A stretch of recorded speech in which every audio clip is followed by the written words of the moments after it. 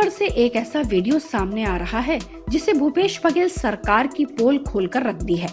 छत्तीसगढ़ के अंबिकापुर से सरकार के तमाम दावों की पोल खोलने वाली एक ऐसी तस्वीर सामने आई है जिसने हर किसी के दिल को झकझोर दिया है। वायरल वीडियो में एक बाप अपनी बेटी का शव कंधे पर लाद कर ले जाते हुए दिख रहा है।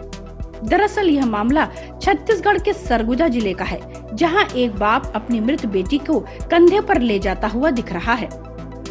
दावा किया जा रहा है कि समय पर एम्बुलेंस न मिलने के चलते पिता को अपने कंधे पर ही डेड बॉडी लेकर घर जाना पड़ा। अस्पताल से घर तक की दूरी करीब 10 किलोमीटर थी। परिजनों के मुताबिक बच्ची को बुखार और पेट दर्द की शिकायत होने के बाद स्वास्थ्य केंद्र में भर्ती कराया गया, जिसके बाद वहां की एक नर्स ने उसे इंजेक्शन लगाया और देखते ही देखते कुछ देर के बाद हमारी बेटी ने दम तोड़ दिया। इसके बाद पिता ईश्वर दास ने बताया कि बच्ची के शव को घर ले जाने के लिए एम्बुलेंस की मांग की, लेकिन इसे उन लोगों ने मना कर दिया, तो मजबूरी में कंधे पर शव को लेकर जाना पड़ा। बता दें, इस शर्मनाक करने वाली घटना का वीडियो सोशल मीडिया पर तेजी से वायरल हो गया है। किसी तरह यह वीडियो प्रदेश के स्वास्थ्य मंत्री टीएस सिंहदेव तक पहुंच गया, जिसके बाद उन्होंने तुरंत मामले की जांच के आदेश सरगुजा के अधिकारियों को दिया। मंत्री जी ने कहा, मैंने वीडियो को खुद देखा है, विचलित करने वाला है। किस तरह एक पिता बच्ची के शव को कंधे पर ले जा रहा है। उन्होंने बताया कि इस मामले का संज्ञान लिया गया है और सीएमएचओ को जांच के आदेश दिए गए हैं। सिंहदेव के मुताबिक अधिकारियों ने बताया कि एम्बुलेंस वहां पहुंच गया था, लेकिन उससे पहले ही परिजन शव को लेकर अस्पताल से निकल चुके थे। सिंहदेव ने कहा, ड्यूटी पर मौजूद स्वास्थ्य कर्मियों को परिवार को गाड़ी का इंतजार करने के लिए समझाना चाहिए था। उन्हें ये सुनिश्चित करना चाहिए था कि ऐसी घटना ना हो। सिंहदेव के मुताबिक सीएमएचओ से कहा गया है कि जो अधिकारी वहां तैनात है और यदि वह अपने कर्तव्यों का निर्वहन करने में सक्षम नहीं है तो उसे वहां से हटा दिया जाना चाहिए। वहीं इस पूरे मामले पर स्वास्थ्य केंद्र के ग्रामीण चिकित्सक सहायक डॉक्टर विनोद भार्गव ने कहा है कि जिस वक्त बच्ची को अस्पताल में एडमिट किया गया, उस दौरान उसका ऑक्सीजन का स्तर 60 के करीब था। फिर हमने उसका जितना हो सका इलाज किया, उसे बचाने की पूरी कोशिश की। बच्ची की हालत बिगड़ती गई और करीब 7:30 बजे उसकी मौत हो गई। डॉक्टर ने कहा कि पिता के कहने पर हमने सरकारी वाहन को बुलाया, लेकिन उससे आने में कुछ वक्त लग गया। जब वाहन सुबह 9:30 बजे अस्पताल पहुंचा, तब तक ईश्वर दास बच्ची के शव को लेकर यहां से जा चुके थे। Bureau report, public news.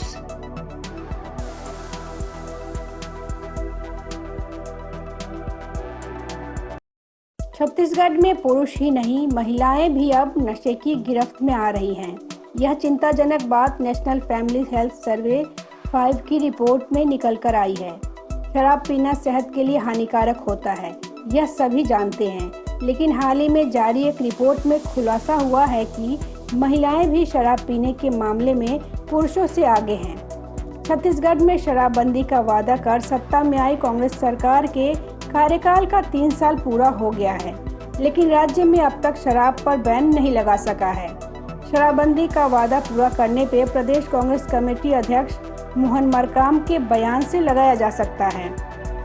दरअसल मरकाम ने हाल ही में कहा था कि राज्य के 60 इलाकों में शराबबंदी नहीं हो सकती, क्योंकि ये इलाके अनुसूचित क्षेत्र के तहत आते हैं और अनुसूचित क्षेत्र के इलाकों में शराब आदिवासियों की संस्कृति और परंपरा का हिस्सा है। लिहाजा अब छत्तीसगढ़ में शराबबंदी की उम्मीद टूट चुकी है। आज छत्तीसगढ़ में शराब और तंबाकू सेवन पर आई एक सर्वे रिपोर्ट में बड़ा खुलासा हुआ है। सर्वे की रिपोर्ट से अनुमान लगाया जा सकता है कि प्रदेश में पुरुष ही नहीं, महिलाएं भी अब नशे की गिरफ्त में आ रही हैं। नेशनल फैमिली हेल्थ सर्वे 5 में बताया गया कि छत्तीसगढ़ की महिलाएं शराब पीने के मामले में देश में तीसरे नंबर पर है। जी हाँ, इस राज्य की महिलाओं ने शराब गटकने के मामले में उत्तर प्रदेश और मध्य प्रदेश की महिलाओं को भी पीछे छोड़ दिया है। इस सर्वे के मुताबिक छत्तीसगढ़ में 17.3% महिलाएं तंबाकू खाती हैं। इसके अलावा यहाँ करीब 5% महिलाएं शराबी हैं। उत्तर प्रदेश में 8.4% महिलाएं तंबाकू का सेवन करती है और करीब 0.3% महिलाएं शराब पीती हैं। वहीं मध्य प्रदेश यानी एमपी में केवल 1% महिलाओं को ही शराब की लत है। आपको ये बता दें कि अरुणाचल प्रदेश में 18.8% महिलाएं तंबाकू खाती हैं और 52.7% महिलाएं शराब पीती हैं। झारखंड में 6.1% महिलाएं शराब पीती हैं। इस रिपोर्ट में बताया गया है कि छत्तीसगढ़ की 100 में से 5 महिलाएं शराब पीती हैं, जबकि 17 तंबाकू का सेवन करती है।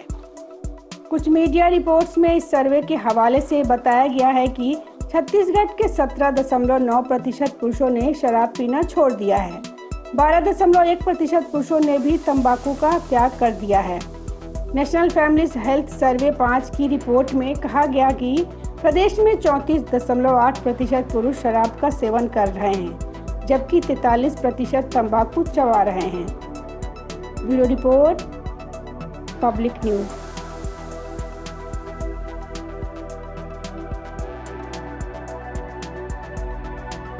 पश्चिम बंगाल विधानसभा में सत्ताधारी टीएमसी और बीजेपी के विधायक आपस में भिड़ गए। इस दौरान सदन में नेताओं के बीच जमकर धक्का मुक्की हुई और लात घूंसे चले। विधायकों ने विधानसभा सदन में लाइट तोड़ दी। बता दें कि इसके बाद भाजपा विधायकों ने सदन के वेल में धरना देना शुरू कर दिया। इस मामले ने विधानसभा में तूल पकड़ ली और देखते ही देखते टीएमसी बीजेपी के विधायक आपस में भिड़ गए। हाथापाई में भाजपा विधायक मनोज तिग्गा के कपड़े फाड़ दिए गए। वहीं टीएमसी विधायक असित मजूमदार की नाक में चोट लग गई। इसके बाद बीजेपी के विधायकों ने सदन से वॉकआउट कर दिया। बताया जा रहा है कि इस हाथापाई में टीएमसी के विधायक असित मजूमदार को भी कथित तौर पर नाक पर चोट आई है। उन्हें एसकेएम में ले जाया गया है। इस घटना के बाद 5 बीजेपी विधायकों को सस्पेंड कर दिया गया है, जिसमें शुभेंदु अधिकारी, मनोज तिग्गा, शंकर घोष, दीपक बर्मन और नरहरि महतो शामिल हैं। बीजेपी विधायकों ने विधानसभा के बाहर भी विरोध प्रदर्शन किया। उन्होंने दावा किया कि उनके साथ मारपीट की गई और वेल में प्रदर्शन के दौरान सिक्योरिटी गार्ड्स ने धक्का भी दिया।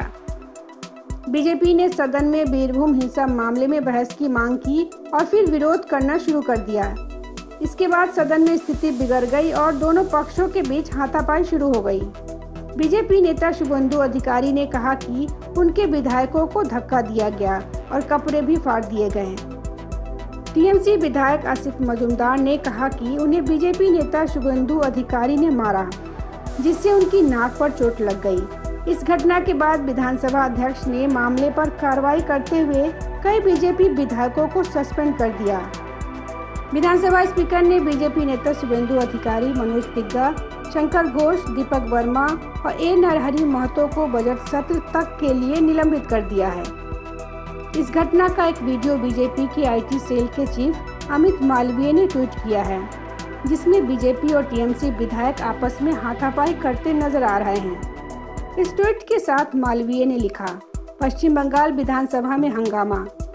बंगाल के राज्यपाल के बाद टीएमसी विधायकों ने अब चीफ व्हिप मनोज तिग्गा समेत बीजेपी विधायकों पर हमला किया, क्योंकि वे रामपुर हाट हत्याकांड पर चर्चा की मांग कर रहे थे। गौरतलब है कि पश्चिम बंगाल के बीरभूम जिले में टीएमसी नेता की हत्या के बाद भीड़ ने हमला बोल दिया था और 10-12 घरों में आग लगा दी थी। इस दिल दहलाने वाले घटनाक्रम में 10 लोगों की जिंदा जलकर मौत हो गई थी। अन्य 38 लोग घायल बताए जा रहे हैं। वहीं मरने वालों की संख्या और बढ़ सकती है। Bureau report, public news.